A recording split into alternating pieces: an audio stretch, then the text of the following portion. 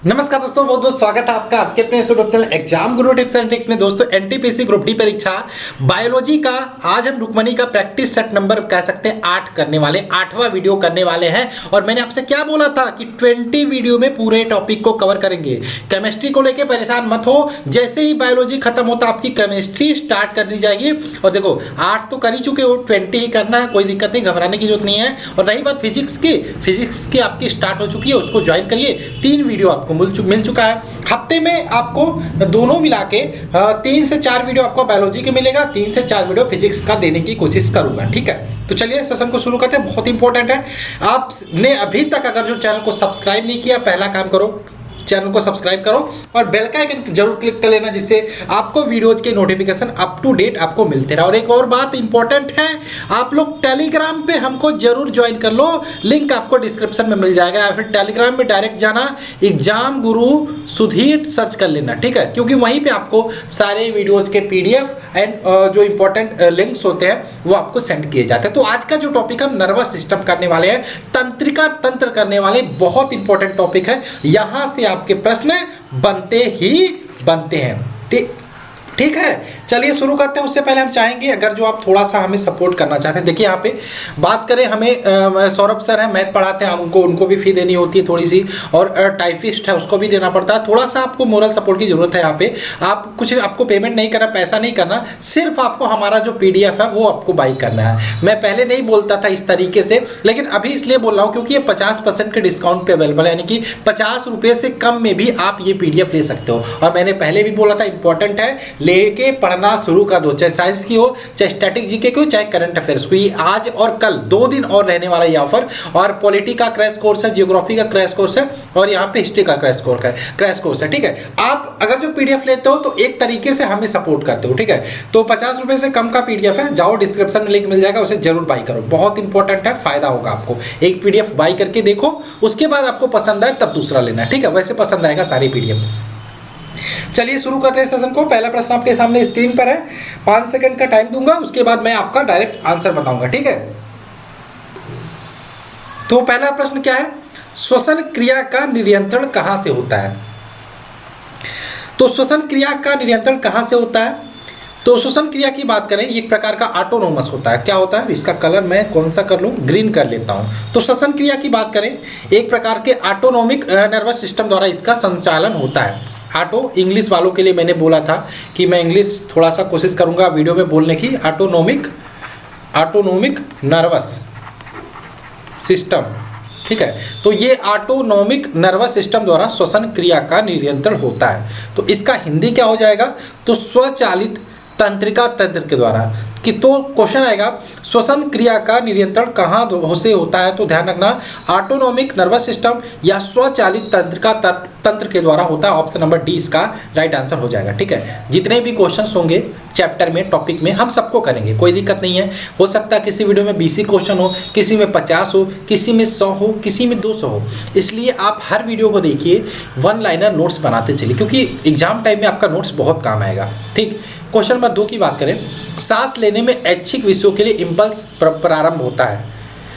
सांस लेने के लिए ऐच्छिक विषयों के लिए जो इम्पल्स होता है उसका प्रारंभ कहाँ से होता है? तो उसका प्रारंभ होता है मेडुला ऑब्लांगेटा से। क्या बोलते हैं, मेडुला ऑब्लांगेटा या फिर मेडुला। ऑप्शन नंबर ए इसका राइट आंसर हो जाएगा। इंग्लिश में भी इसे मेडुला ऑब्लांगेटा बोलते हैं। और ये मेडुला ऑब्लांगेटा की बात करें, ये कहाँ होता है? मस्तिष्क के पीछे वाले भाग में होता है। ठीक है, और इसका काम क्या होता है? अनैच्छिक क्रियाओं का नियंत्रण करना। अनैच्छिक क्रियाओं का नियंत्रण करना। ठीक है, किसका? मेडुला ऑब्लांगेटा का। ठीक है, तो इसका आंसर हो जाएगा मेडुला। सांस लेने में ऐच्छिक विषयों के लिए इम्पल्स प्रारंभ होता है कहाँ से? मेडुला से। अब यहाँ पे देखिए सेरिब्रम है, सेरिब्रम बहुत इंपॉर्टेंट है। सेरिब्रम ब्रेन का लार्जेस्ट पार्ट होता है, हमारे ब्रेन का लार्जेस्ट पार्ट होता है। ठीक है, ध्यान रखिएगा। सेरिबेलम की बात करें, ये आपके ऐच्छिक क्रियाओं का नियंत्रण करता है, ये भी ध्यान रखिएगा। सेरिबेलम दिया नहीं है।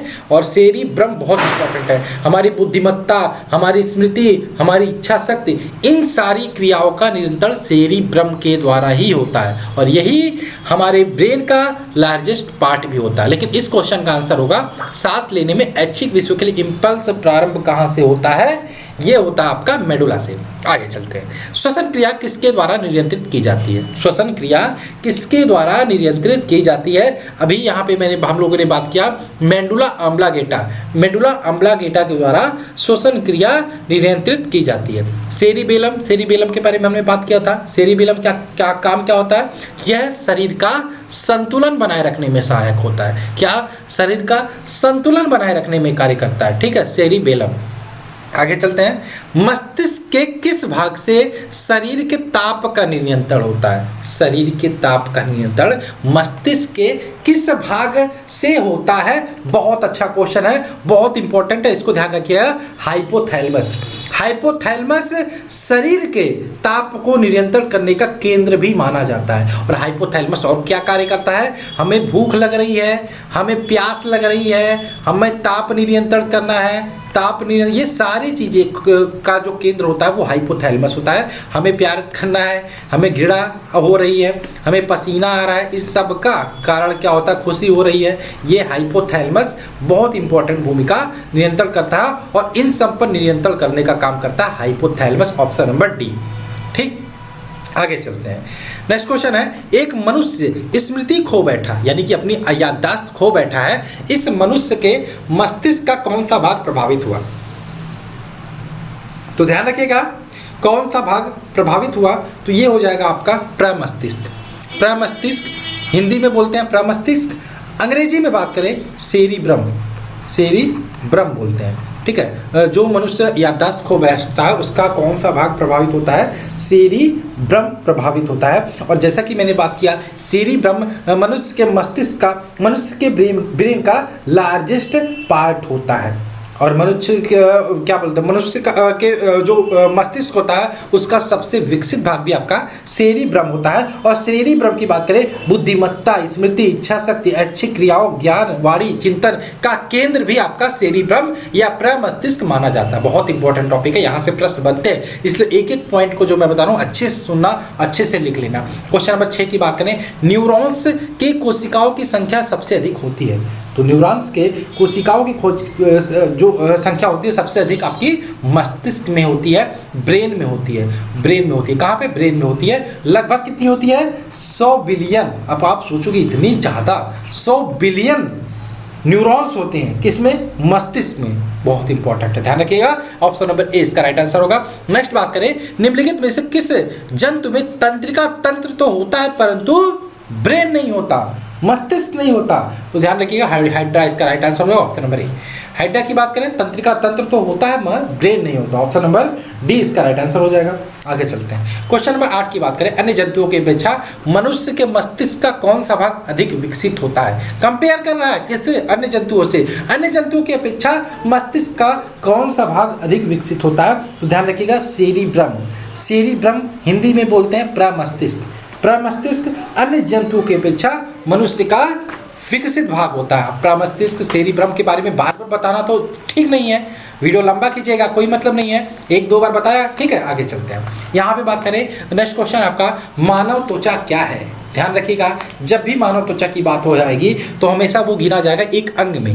मानव त्वचा एक अंग में गिना जाएगा, ठीक है। अब यहाँ पे कोशिका भी दिया है। कोशिका क्या होती है? जीवों की संरचनात्मक एवं रचनात्मक क्रियात्मक इकाई, जो इकाई होती है उसे हम कोशिका बोलते हैं या सेल्स बोलते हैं। अब यहाँ पे ध्यान रखना, कोशिका, देखो कोशिका सबसे छोटी इकाई होगी, यानी कि कोशिका सबसे छोटी इकाई। अब जब कोशिकाएं मिलती हैं तो कोशिकाएं मिलती हैं तो हमारा टिश्यू बनता है, ऊतक बनता है। ये क्रम आप याद रखना, ऊतक मिलती है तो ऊतक मिलकर हमारा अंग बनता है। अब जब अंग ढेर सारे मिलते हैं तो हमारी पूरी बॉडी बनती है। तो कोशिका मिलके ऊतक का निर्माण करते हैं, ऊतक मिलके अंग का निर्माण करते हैं, अंग मिलके बॉडी का निर्माण करते हैं। इंग्लिश में बोले तो इसे सेल्स बोलते हैं, टिश्यू बोलते हैं, ऊतक को टिश्यू बोलते हैं, अंग यानी कि आपका अंग, ये बॉडी हो गया, ये आपका कह सकते हो अंग, ठीक है। अंग को क्या बोलते हैं इंग्लिश में?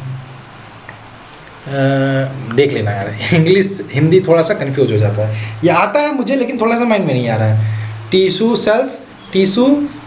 अब आगे चलिए आगे चलते हैं, यहाँ पे टाइम वेस्ट नहीं करेंगे। यहाँ पे अंग होता है इसका राइट आंसर, ठीक है।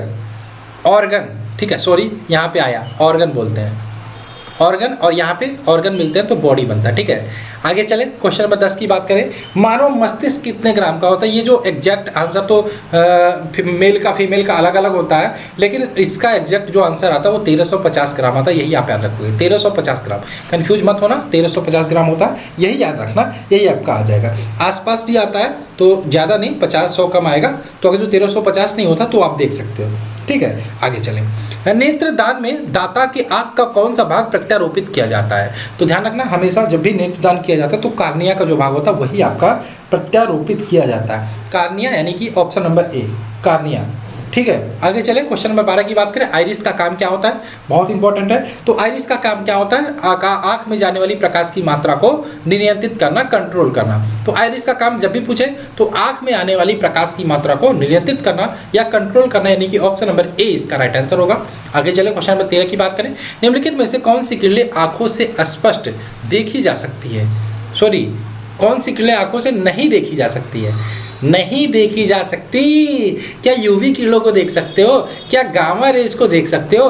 क्या अवरक्त किरणों को देख सकते हो? इंफ्रारेड किरणों को देख सकते हो? नहीं, यानी कि उपयुक्त सभी इनमें से किसी भी किरण को आप नहीं देख सकते। ठीक है, ऑप्शन नंबर डी। आगे चले। आंख के लेंस के धुंधला हो जाने को क्या कहते हैं? आंख के लेंस को धुंधला हो जाने को क्या बोलते हैं? मोतियाबिंद बोलते हैं। क्या बोलते हैं? मोतियाबिंद, यानी कि ऑप्शन नंबर डी। बहुत जगह पोस्टर देखते होंगे, मोतियाबिंद का ऑपरेशन कराएं। यही होता है मोतियाबिंद की आंख का जो लेंस होता है वो धुंधला हो जाता है, तो क्या करेंगे? उसको साफ कर देंगे। ठीक, आगे चले। न्यूरॉन्स किसकी इकाई होती है? तो ये तो पता होगा, ये तो पता होगा, मुझे पता है ना, 90% बच्चों को पता होगा। किसकी इकाई होती है न्यूरॉन्स? ये बताना है। तंत्रिका तंत्र की। किसकी? तंत्रिका तंत्र की इकाई होती है। नर्वस जो सिस्टम होती है उसकी इकाई होती है, तो तंत्रिका तंत्र हो जाएगा इसका राइट आंसर। ये देखो, तंत्रिका तंत्र को यंत्रिका तंत्र कर दिया, वारे टाइपिंग वाले। ऑप्शन नंबर डी इसका राइट आंसर हो जाएगा, तंत्रिका तंत्र। ठीक, आगे चलें क्वेश्चन नंबर 16 की बात करें। मिलाना है, मैच करना है। अब देखो, स्टेथोस्कोप आपको पता होगा। स्टेथोस्कोप का यूज कहाँ करते हो? हृदय की धड़कन मापने में डॉक्टर करते हैं, कान में लगा के। तो स्टेथोस्कोप का ऑप्शन नंबर 3 से मिला लोगे। स्फिग्नोमेनोमीटर रक्तचाप मापने में, इसका चौथे से मिला लोगे। इलेक्ट्रिको कार्डियोग्राफ, यानी कि क्या बोलते हैं? ईसीजी बोलते हैं इसको, ईसीजी। इससे क्या नापते हैं? हृदय के निदानकारी यंत्र है, हृदय के लिए निदानकारी यंत्र है। और इलेक्ट्रोएन्सेफेलोग्राफ, यानी कि ईईजी बोलते हैं इसे। इससे क्या मापते हैं? मस्तिष्क के रोगों का निदानकारी यंत्र, यानी कि ईईजी जो काम आता है वो मस्तिष्क के लिए काम आता है। ईसीजी की बात करें वो हृदय के लिए काम आता है। स्फिग्नोमेनोमीटर रक्तचाप मापने में, और स्टेथोस्कोप की बात करें हृदय की धड़कन सुनने में काम आता है। इसका देख लीजिएगा, ऑप्शन नंबर 20 का राइट आंसर हो जाएगा। आगे चले, नेक्स्ट है क्वेश्चन नंबर 17 की बात करें। सर्पदंश पे, यानी कि सांप आपको काट ले तो किस अंग पर सबसे पहले प्रभाव पड़ेगा? ध्यान रखना, जब भी सांप काटेगा सबसे पहले आपका तंत्रिका तंत्र पर प्रभाव पड़ेगा, नर्वस सिस्टम पर, यानी कि ऑप्शन नंबर सी इसका राइट आंसर होगा। आंख का अंदरूनी पीछे का पृष्ठ क्या कहलाता है? आंख का अंदरूनी पीछे का पृष्ठ कहलाता है रेटिना, या बोलते हैं जिसे दृष्टि पटल, यानी कि ऑप्शन नंबर 20 का राइट आंसर हो जाएगा। आगे चलते हैं, क्वेश्चन नंबर 19 की बात कर लेते हैं। सबसे अधिक अपवर्तनांक वाला आंख का अंग कौन सा होता है? ये बताना आपको। ठीक, तो क्या होता है सबसे अधिक अपवर्तनांक वाला? तो आंख का लेंस होता है ना, लेंस ही होगा, ऑप्शन नंबर सी। आंख का लेंस जो होता है वही इसका राइट आंसर होगा, ऑप्शन नंबर सी। ठीक है, और यहाँ पे हमने क्या बताया? जब नेत्रदान किया जाता है तो कौन से भाग का दान किया जाता है? कॉर्निया का। ठीक, आगे चलें। हृदय स्पंदन नियंत्रित होता है किसके द्वारा? किसके द्वारा नियंत्रित होता है? तो क्या यहाँ पे लगाएंगे आप? सिंथेटिक तंत्रिका तंत्र के द्वारा, ऑप्शन नंबर सी। सिंथेटिक तंत्रिका तंत्र के द्वारा आपका हृदय स्पंदन नियंत्रित होता है, ऑप्शन नंबर सी। ठीक, आगे चलें। नेक्स्ट है, आँख का रंग किसमें मौजूद वर्णक पर डिपेंड करता है? जैसे मनुष्य की आंखें की बात करें, किसी की भूरी होती है, किसी की नीली होती है। अब गाना भी बन गया इसमें, भूरी भूरी आंखें वाली, नीली नीली आंखें वाली। अब इसमें ये तो पता होना चाहिए आपको, नीली क्यों है, काली क्यों है, लाल क्यों है, भूरी क्यों है। अब ये कहोगे तुम्हारी आंखें भूरी लग रही हैं, बहुत खूबसूरत, लेकिन तुम्हें तो ये पता रहना चाहिए किसमें मौजूद वर्णक पर डिपेंड करता है।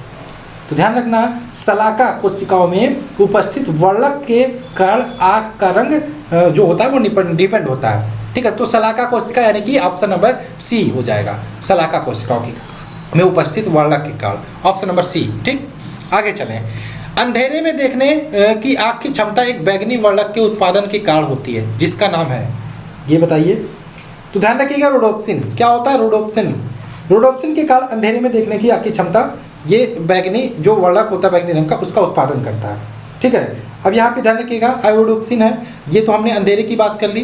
रोडोप्सिन ध्यान रखिएगा अंधेरे के लिए होता है, और आयोडोप्सिन जो होता है ये आपका दिन में देखने के लिए उत्तरदायी होता है, दिन में देखने के लिए। तो रात के लिए रोडोप्सिन और आयोडोप्सिन की दिन के लिए। ठीक, आगे चलें। जो इंपॉर्टेंट है एग्जाम के पर्पज से मैं वही बताने की कोशिश कर रहा हूँ। फालतू चीज़ों को मैं भूल गया कि फालतू आपको एक्सप्लेन करना कोई मतलब नहीं है। एग्जाम के पर्पज से रोडोप्सिन आया, ये अंधेरे में देखने के लिए उत्तरदायी होता है, आयोडोप्सिन दिन में देखने के लिए उत्तरदायी होता है। ये दोनों इंपॉर्टेंट है, मैंने बता दिया। ठीक है, अब कैरोटीन देखो, कैरोटीन क्या होता है? कैरोटीन के कारण गाजर का रंग लाल होता है। ठीक, आगे चलें। नेक्स्ट है, परितृप्त एवं प्यास का केंद्र मानव मस्तिष्क में से कौन सा भाग में अवस्थित होता है? परितृप्त मतलब हमें प्यास लग रही है, कौन सा भाग में ये पता चलेगा कि हमें प्यास लग रही है? हाइपोथैलेमस।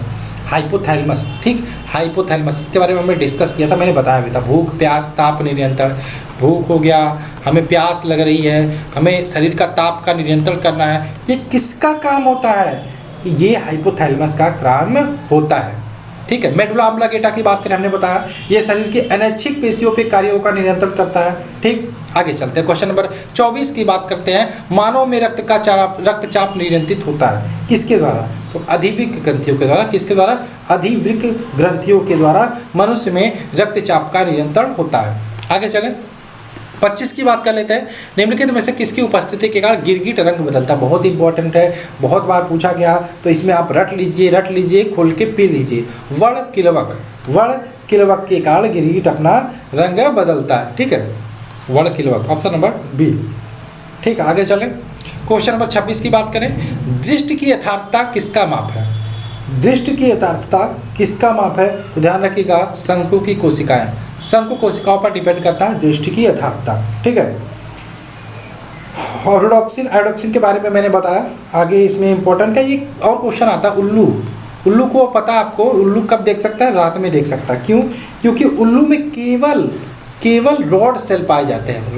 रोडोप्सिन जो रात्रि में देखने के लिए जिम्मेदार होता है, तो उल्लू में केवल रॉड सेल पाए जाते हैं, इसलिए केवल यह रात में ही देख सकता है। एक और आपका रोग होता है कलर ब्लाइंडनेस जिसे बोलते हैं। ठीक है, कलर ब्लाइंडनेस बहुत इंपॉर्टेंट है ये, जिसे हम बोलते हैं हिंदी में वर्णांतता। ये आपका एक प्रकार का कैसा रोग है? जेनेटिक्स रोग है, आनुवांशिक रोग है। आनुवांशिक रोग है ये वर्णांतता। और ये किस कारण से होता है? ये आपका जो कोन सेल होता है, यानी कि जो शंकु कोशिका होती है उसमें, उसके कारण होता है। शंकु कोशिका में रंग पहचानने की शक्ति होती है, ध्यान रखिएगा। और इस शंकु कोशिका में आपका जब भी कमी होगा तो आपको कलर ब्लाइंडनेस हो जाएगा। शंकु कोशिका जिम्मेदार होता है रंग पहचानने के लिए, और जब भी शंकु कोशिका में प्रॉब्लम होगी तो आपको कलर ब्लाइंडनेस होगा। क्वेश्चन आएगा कि कलर ब्लाइंडनेस या वर्णांतता किसके कारण होता है, किसमें कमी? तो आपका कौन सेल आ जाएगा, शंकु को सेल आ जाएगा, शलाका सेल आ जाएगा, तो आपको शंकु सेल यहाँ पे आंसर लगाना है, यानी कि कौन सेल। ऑप्शन नंबर, चलो यहाँ पे छोड़ो, यहाँ पे इसका आंसर हो जाएगा दृष्टि की यथार्थता किसका माप है? तो शंकु कोशिका, इसका option number D right answer होगा। नेक्स्ट बात करें, एक व्यक्ति की भूरी आंखें, नीली आंखें, काली आंखें, इनमें से किससे विशेष रंजक की मौजूदगी के कारण होती हैं? वो आगे आना क्वेश्चन, भूरी आंखें, नीली आंखें, काली आंखें, तो आइरिस, इसका आंसर क्या होगा? आइरिस। ठीक है, ऑप्शन नंबर इसका हो जाएगा सी, ऑप्शन नंबर सी। ठीक, आगे चलें। क्वेश्चन नंबर 28 की बात करें। प्रकाश का अधिकतम अपवर्तन होता है, तो प्रकाश का अधिकतम अपवर्तन कहाँ होता है? स्वच्छ मंडल में। स्वच्छ मंडल यानी कि ऑप्शन नंबर बी इसका राइट आंसर हो जाएगा। नेक्स्ट बात करें, 29 की बात करें। नेत्र में लेंस पर पड़ने वाले किरणों का नियंत्रण कौन करता है? नेत्र में लेंस पर पड़ने वाली किरणों का नियंत्रण कौन करता है? तो ये करता है आइरिस द्वारा। आइरिस द्वारा होता है, यानी कि आइरिस हो जाएगा ऑप्शन नंबर बी। ठीक, आगे चलें। आंखों के दृष्टि पटल पर बनने वाला प्रतिबिंब कैसा होता है? ध्यान रखिएगा, आंखों पर जब भी जो प्रतिबिंब बनता है वो हमेशा वास्तविक होता है, लेकिन वास्तविक के साथ साथ उल्टा होता है, लेकिन हमें वस्तु सीधी दिखाई देती है। तो ध्यान रखना, आंखों के दृष्टि पटल पर बनने वाला प्रतिबिंब हमेशा वास्तविक व उल्टा होता है। ऑप्शन नंबर ए हो जाएगा। ठीक, ऑप्शन नंबर ए। आगे चलें। नेक्स्ट है सेरिब्रम किससे संबंधित है? सेरिब्रम, बहुत अच्छा क्वेश्चन। तो सेरिब्रम की जब भी हम बात करें तो ध्यान रखना ये मस्तिष्क से संबंधित है। कैसे? मस्तिष्क से। नेक्स्ट, नेत्र गोलक को नियंत्रित करने के लिए कितनी मांसपेशियों की इस्तेमाल किया जाता है? नेत्र गोलक को नियंत्रित करने के लिए ध्यान रखना हमेशा 6 मांसपेशियों का इस्तेमाल किया जाता है, 6। ठीक है, ये 7 यहाँ रहेगा, 6 मांसपेशी, ऑप्शन नंबर सी। नेक्स्ट बात करें, मानव मस्तिष्क का कुल वजन कितना होता है? अब हमने बात किया था 1350 ग्राम। अब पूरे शरीर के वजन का कितना % भाग होता है ये आपको बताना है, तो ध्यान रखिएगा लगभग 2% भाग। कितना? लगभग 2% भाग। और एक और क्वेश्चन आता है, मनुष्य का मस्तिष्क जो खोपड़ी होती है, ऊपरी हिस्सा जो क्या करता है, सुरक्षित रखने का भाग कार्य करता है, उसे हम बोलते हैं क्रेनियम। ठीक है, ये मनुष्य के मस्तिष्क का सुरक्षा आवरण का काम करता है। तो क्वेश्चन पूछा जा सकता है, मनुष्य के मस्तिष्क के अस्थियों का खोल को या फिर जो मस्तिष्क की सुरक्षा करता है बाहरी आवरण को क्या बोलते हैं? तो उसको क्रेनियम बोलते हैं। इसको भी आप ध्यान रखिएगा। आगे चलें, क्वेश्चन नंबर 34 की बात करें, पसीने वाली ग्रंथियां मानव शरीर के किस अंग में मौजूद होती हैं? तो पसीने वाली ग्रंथियों की बात करें, मानव शरीर के त्वचा में मौजूद होती है, ऑप्शन नंबर डी। किस में? त्वचा में। ठीक है, त्वचा हमारे शरीर को सुरक्षा प्रदान करने का कार्य भी कर सकता है, ये भी ध्यान रखिएगा, करता है। नेक्स्ट बात करें, सूरज की रोशनी के संपर्क में आने पे हमारी त्वचा सांवली हो जाती है, ऐसा किसकी उपस्थिति के कारण होता है? ध्यान रखिएगा, ऐसा आपका मेलानिन। मेलानिन त्वचा में एक वर्णक पाया जाता है जो हमारी त्वचा में रंग के लिए जिम्मेदार होता है, मेलानिन। यही आपका इसका राइट आंसर हो जाएगा, ऑप्शन नंबर सी। नेक्स्ट चलें, मानव मस्तिष्क का कौन सा हिस्सा बुद्धि, स्मृति, भावनाओं का केंद्र होता है? ये आपको बताना है। तो इसके बारे में हमने कई बार बात की इसी वीडियो में। सेरिब्रम, सेरिब्रम मानव मस्तिष्क का बुद्धि, स्मृति, भावनाओं आदि का भाग होता है। ठीक है, केंद्र होता है। आगे है क्वेश्चन नंबर 37 की बात करें, मनुष्य में ताप नियमन को नियंत्रित किया जाता है। ताप नियमन को किसके द्वारा? हाइपोथैलेमस के द्वारा, ऑप्शन नंबर बी। ये क्वेश्चन भी रिपीट हो रहा ना। आगे चलते हैं, ताप नियमन के साथ साथ भूख, ठीक है, ताप नियमन के साथ साथ भूख, प्यास, प्यार, घृणा आदि चीज़ों को का भी जो केंद्र होता है वो हाइपोथैलेमस ही होता है, ऑप्शन नंबर 20 का राइट आंसर हो जाएगा। नेक्स्ट चलें, क्वेश्चन नंबर 38 की बात कर लेते हैं। निम्नलिखित में से मानव मस्तिष्क का वह कौन सा हिस्सा है जिसमें विचारों का संग्रह होता है? जिसमें विचारों का संग्रह होता है जिसे बोलते हैं अग्र मस्तिष्क, ऑप्शन नंबर बी। अग्र मस्तिष्क में विचारों का संग्रह होता है। मनुष्य के मस्तिष्क की बात करें 3 भागों में डिवाइड करके अध्ययन करते हैं। तो अग्र मस्तिष्क हो गया, एक तो पश्चिम मस्तिष्क हो गया, एक तो आपका जो मध्य मस्तिष्क हो गया। ठीक है, आगे चलते हैं। मनुष्य में अनैच्छिक क्रियाएं जैसे कि रक्त दबाव, लार, उल्टी, देखो ऐच्छिक क्रियाएं जिनको हम अपने खुद से कर सकते हैं, अनैच्छिक मतलब जिन पर हमारा नियंत्रण नहीं होता। रक्त दबाव, लार, उल्टी को किसके द्वारा नियंत्रित किया जाता है ये बताना है। तो ध्यान रखिएगा, इसको नियंत्रित किया जाता है मेडुला ऑब्लांगेटा के द्वारा, ऑप्शन नंबर ए, मेडुला के द्वारा। ठीक है, ऑप्शन नंबर ए इसका राइट आंसर हो जाएगा। ठीक है, ये अनैच्छिक क्रियाओं के नियंत्रण का केंद्र होती है मेडुला ऑब्लांगेटा।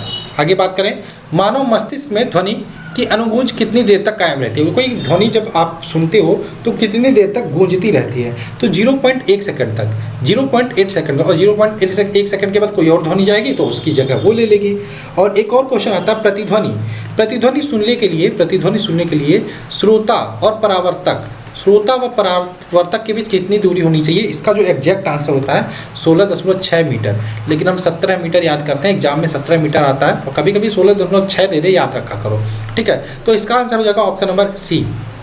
नेक्स्ट बात करें, मस्तिष्क का कौन सा हिस्सा सांस लेने को नियंत्रित करता है? सांस लेने को नियंत्रित करता है, तो ध्यान रखिएगा इसका आंसर हो जाएगा मज्जा या मेडुला।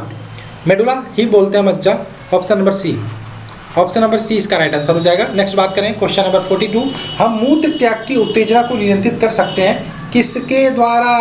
तो इसका आंसर तो आपको पता होगा, अगर जो पढ़ के अच्छे से आप दे सकते हो। मांसपेशियां मूत्राशय के तंत्रिका नियंत्रण होने पर, ठीक है, मांसपेशियों मूत्राशय के तंत्रिका के नियंत्रण होने पर हमें मूत्र त्याग की उत्तेजना का आभास होता है। तो इसका आंसर हो जाएगा ऑप्शन नंबर ए। ठीक है, ऑप्शन नंबर ए। आगे चलें, क्वेश्चन नंबर 43 की बात कर लेते हैं। एक व्यक्ति तंत्रिका कोशिका कितनी लंबी हो सकती है? एक व्यक्ति की तंत्रिका कोशिका मैक्सिमम कितनी लंबी हो सकती है? तो ध्यान रखिएगा लगभग 100 सेंटीमीटर तक हो सकती है, ऑप्शन नंबर सी, 100 सेंटीमीटर तक। आगे चलें, क्वेश्चन नंबर 44 की बात कर लेते हैं और आज के सेशन का लास्ट क्वेश्चन ये होने वाला है, 44 क्वेश्चन। ठीक है, अनुमस्तिष्क किससे संबंधित है? तो अनुमस्तिष्क जो संबंधित है वो मांसपेशीय गतिविधियों का समन्वय करने से संबंधित है। इसका आंसर हो जाएगा ऑप्शन नंबर डी। तो आशा है आपको ये सेशन अच्छा लगा होगा। टोटल 44 क्वेश्चन किए और जैसा कि मैंने बोला था थोड़ा सा सपोर्ट आप लोगों का चाहिए। आप लोग ऐसे दे सकते हो, PDF हमारा ले सकते हो, लिंक आपको डिस्क्रिप्शन में मिल जाएगा। चलिए इस वीडियो को एंड करते हैं और मिलते हैं नेक्स्ट वीडियो में। जय हिंद दोस्तों, जय भारत।